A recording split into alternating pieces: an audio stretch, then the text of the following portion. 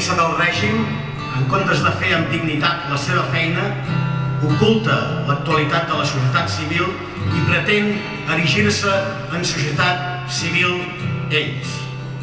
Pretenen conduir-nos a una batalla contra un estatut que ja no ens interessa i n'hem de fotre res.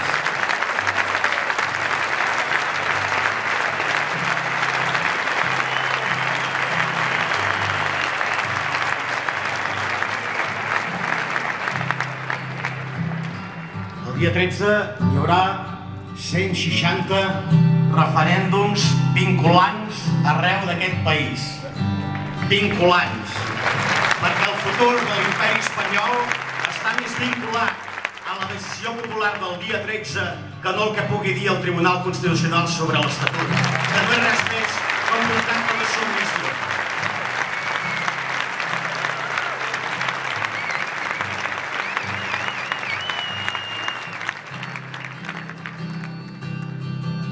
Soc d'un país que de cert ve d'antic, que ha passat molt de temps oblidat i oprimit.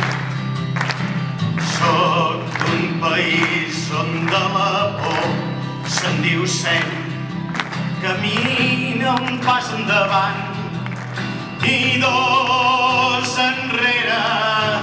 Soc d'un país que es desfà a poc entre il·lusions i frustracions, mal de per sortir endavant.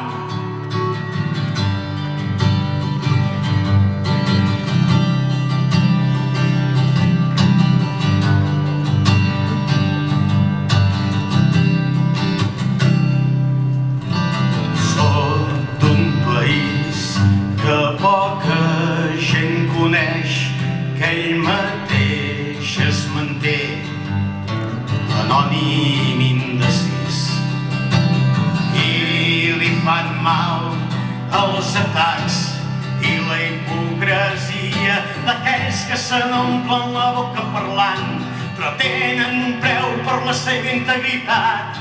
Mai he cregut que per ser d'un país fos necessari demanar permís.